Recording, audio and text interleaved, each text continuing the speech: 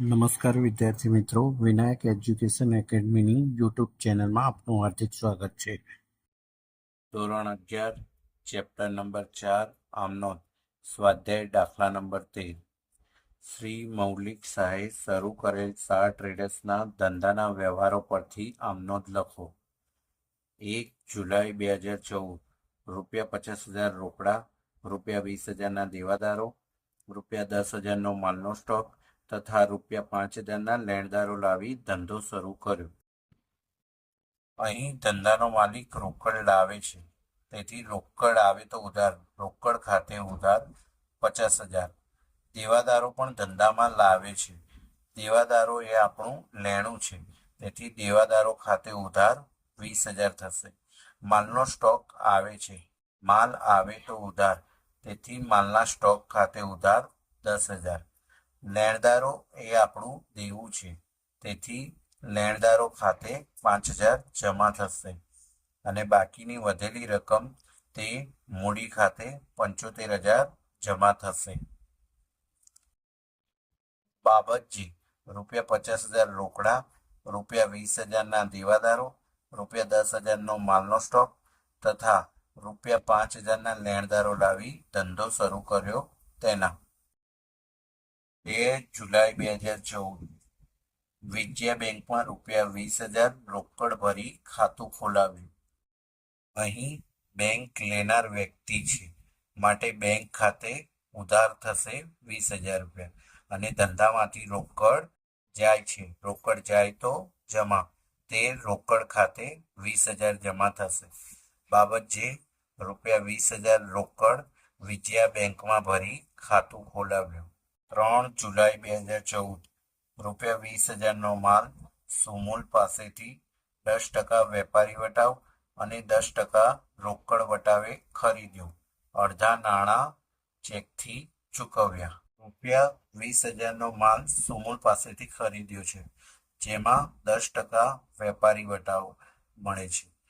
20,000ના 10% 2,000 થાય, માટે ₹18,000 ખરીદ ખાતે નોંધ થશે.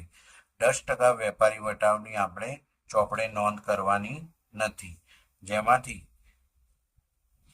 અડધી રકમનો આપણે ચેક આપ્યો છે. 18,000ના અડધા 9,000 થશે. 9,000માં પણ 10% રોકડ વટાવ મળેલ છે. 9,000માંથી 900 બાદ કરતા 8,100નો આપણે ચેક આપેલ છે અને બાકીની અડધી રકમ ₹9,000 સુમૂલ ખાતે આપણે જમા કરીશું. ખરીદ ખાતે ઉધાર 18,000. માલ આવે છે એટલે ઉધાર થાય છે, એટલે ખરીદ ખાતે ઉધાર 18,000, તે સુમૂલ ખાતે જમા. 9,000 આપણે ચૂકવવાના બાકી છે, તેથી સુમૂલ ખાતે 9,000 જમા કરીશું. તે બેંક ખાતે જમા 8,100. 8,100નો આપણે ચેક આપ્યો છે, તે મળેલ વટાવ ખાતે જમા ₹900. બાબતજી ₹20,000નો માલ સુમૂલ પાસેથી 10% વેપારી વટાવ અને 10% રોકડ વટાવે ખરીદ્યો. અડધા નાણાં ચેકથી ચૂકવ્યા. તેના 4 જુલાઈ 2014 ₹15,000નું ફર્નિચર પુનિત ફર્નિચર માર્ટમાંથી શાક પર ખરીદ્યું. લારી ભાડું ₹100 રોકડેથી ચૂકવ્યું. અહીં ફર્નિચર ખાતે ઉધાર 15,100 થશે. ફર્નિચર એ મિલકત છે, મિલકત આવે તો ઉધાર, અને પુનિત ફર્નિચર માર્ટમાંથી ઉધાર ખરીદ્યું છે, તેથી તે પુનિત ફર્નિચર માર્ટ ખાતે 15,000 જમા થશે અને તે રોકડ ખાતે જમા ₹100. લારી ભાડું આપણે રોકડેથી ચૂકવ્યું છે એટલે. બાબત જે ₹15,000નું ફર્નિચર પુનિત ફર્નિચર માર્ટમાંથી શાક પર ખરીદ્યું. લારી ભાડું ₹100 રોકડેથી ચૂકવ્યું. તેના 5 જુલાઈ 2014 ₹3,000નો માલ નુકસાનીવાળો હોવાથી સુમૂલને પરત કર્યો. અહીં આપણે ખરીદેલો માલ ખરીદ પરત કરીએ છીએ.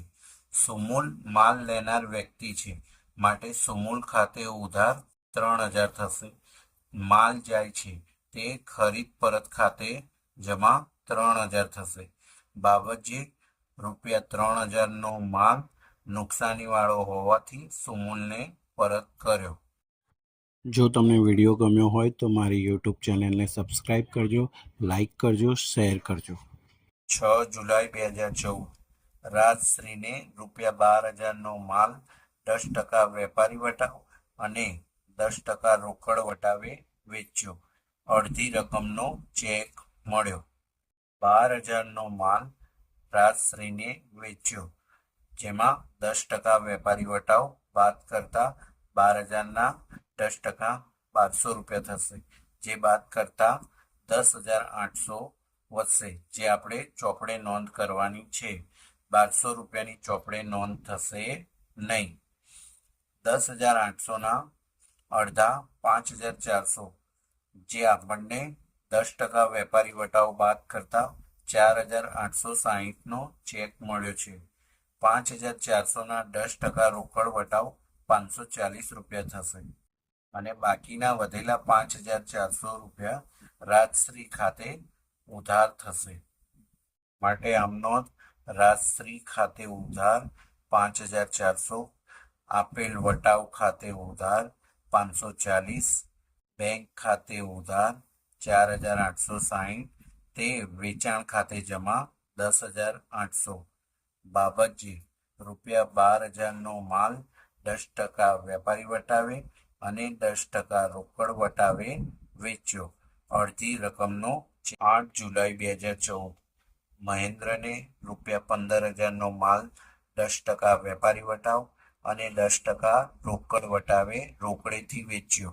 15,000નો માલ રોકડેથી વેચ્યો છે, જેમાં 10% વેપારી વટાવ બાદ કરતા 13,500 વેચાણ ખાતે જમા થશે અને જેમાં 10% રોકડ વટાવ મળશે, કેમ કે રોકડેથી વેચ્યો છે. 13,500માંથી 1,350 બાદ કરતા 12,150 રોકડ ખાતે ઉધાર થશે. અહીં માલ રોકડેથી વેચ્યો છે, રોકડ આવે છે એટલે રોકડ ખાતે ઉધાર 12,150, આપેલ વટાવ ખાતે ઉધાર 1,350, તે વેચાણ ખાતે જમા 13,500.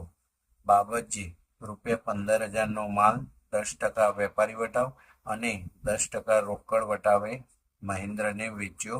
તેના 10 જુલાઈ 2014 ઘર વપરાશ માટે ₹300નો માલ તથા ₹200 રોકડા લઈ ગયા.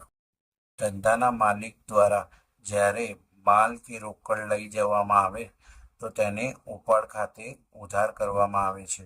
તેથી ઉપાડ ખાતે ઉધાર ₹500 થશે અને જ્યારે ધંધામાંથી માલ જાય તો ખરીદ ખાતે જમા કરવામાં આવે છે. તેથી તે ખરીદ ખાતે જમા ₹300 થશે અને ધંધામાંથી રોકડ જાય છે, તેથી તે રોકડ ખાતે ₹200 જમા થશે. બાબતજી ₹300નો માલ અને ₹200 રોકડા ઘર વપરાશ માટે લઈ ગયા. તેના 11 જુલાઈ 2014 માલના પેકિંગ માટે પ્લાસ્ટિકની બેગ ખરીદી ₹200 ચૂકવ્યા. અહીં પેકિંગ ખર્ચ થયેલ છે. પેકિંગ ખર્ચ એ ધંધાનો ખર્ચ છે, તેથી પેકિંગ ખર્ચ ખાતે ઉધાર ₹200 અને રોકડેથી ચૂકવ્યો છે. રોકડ જાય છે, તેથી તે રોકડ ખાતે જમા ₹200. બાબતજી ₹200 માલના પેકિંગ માટે પ્લાસ્ટિકની બેગ ખરીદી. તેના 12 જુલાઈ 2014 પગાર મજૂરીના ₹2,000 ચેકથી ચૂકવ્યા. પગાર મજૂરી એ ધંધાનો ખર્ચ છે, માટે પગાર મજૂરી ખર્ચ ખાતે ઉધાર ₹2,000. તે આપણે બેંકથી ચેકથી ચૂકવ્યા છે, તે બેંક ખાતે જમા ₹2,000. બાબતજી ₹2,000 પગાર મજૂરીના ચેકથી ચૂકવ્યા. તેના 13 જુલાઈ 2014 રાજશ્રી પાસે બાકી લેણા પૈકી ₹300 ગાલખાટ પડી અને બાકીની રકમ મળી. અહીં આપણે રાજશ્રી પાસેથી અડધા નાણાં 5,400 લેવાના નીકળે છે, જેમાંથી ₹300 ગાલખાત બાદ કરતા 5100ની રોકડ આપણને મળી છે. રોકડ આવી છે માટે રોકડ ખાતે ઉધાર 5100. ગાલખાત એ આપણું નુકસાન છે માટે ગાલખાત ખાતે ઉધાર 300 રૂપિયા. રાજશ્રી એ આપનાર વ્યક્તિ છે માટે રાજશ્રી ખાતે જમા 5400. બાબતજી ₹5400ના રાજશ્રીના લેણા પેટે ₹300 ગાલખાત પડી, બાકીની રકમ મળી તેના. 14 જુલાઈ 2014. ધંધામાં વધુ નાણાંની જરૂર હોવાથી એક્સિસ બેંકમાંથી ₹25,000ની 12% વ્યાજની લોન લીધી.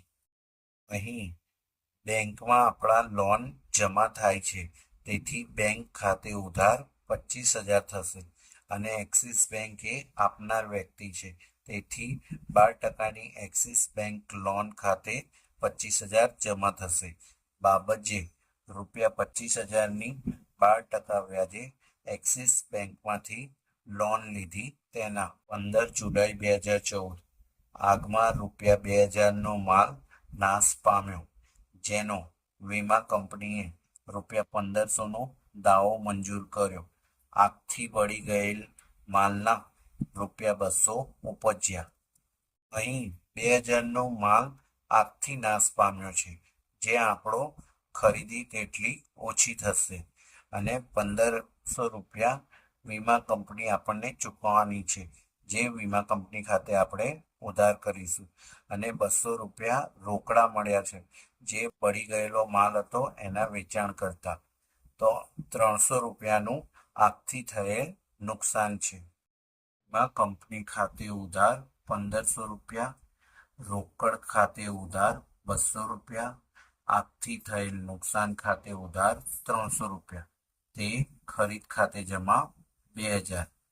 બાબતજી ₹2,000નો માલ આગમાં નાશ પામ્યો. વીમા કંપનીએ ₹1,500નો દાવો મંજૂર કર્યો. આગથી બળી ગયેલ માલ ₹200માં વેચ્યો. 16 જુલાઈ 2014. પુત્રના જિંદગીના વીમા પ્રીમિયમ ₹450 અને આગના વીમાનું પ્રીમિયમ ₹550 બંને ચેકથી ચૂકવ્યા.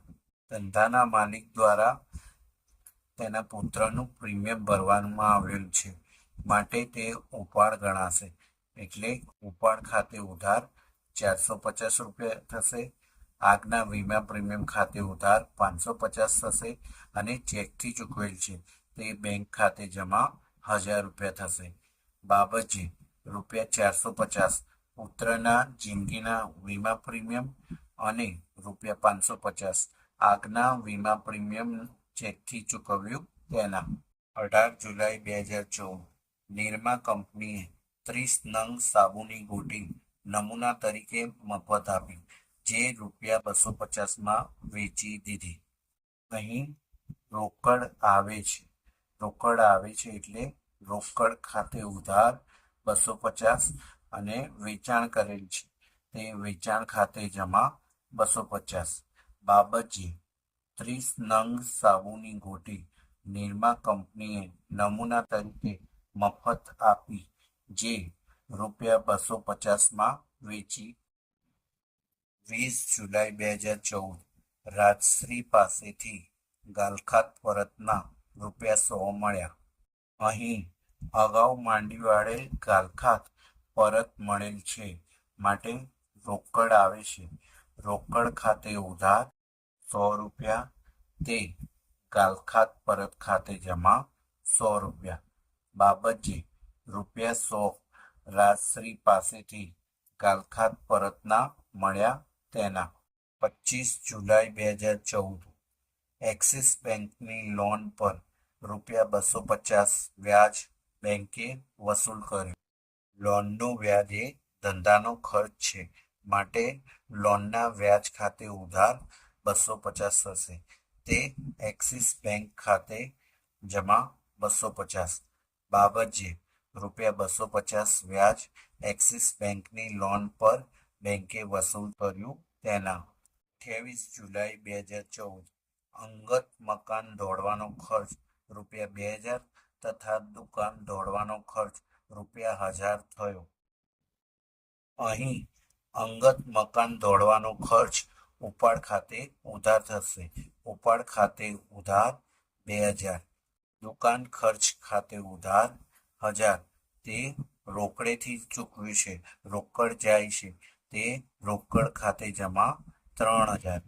બાબતજી ₹2000 અંગત મકાન દોડવાનો ખર્ચ તથા દુકાન દોડવાનો ખર્ચ ₹1000 થયો તેના. 29 જુલાઈ 2014. ઇન્ટરનેટ જોડાણની ડિપોઝિટ ₹2000 ચેકથી ભરી. ઇન્ટરનેટ ડિપોઝિટ એ ધંધાનો ખર્ચ છે, માટે ઇન્ટરનેટ ડિપોઝિટ ખાતે ઉધાર 2000. જે આપણે બેંક ચેકથી ચૂકવ્યો છે તે બેંક ખાતે જમા 2000. બાબતજી ₹2000 ઇન્ટરનેટ જોડાણની ડિપોઝિટ ચેકથી ભરી તેના.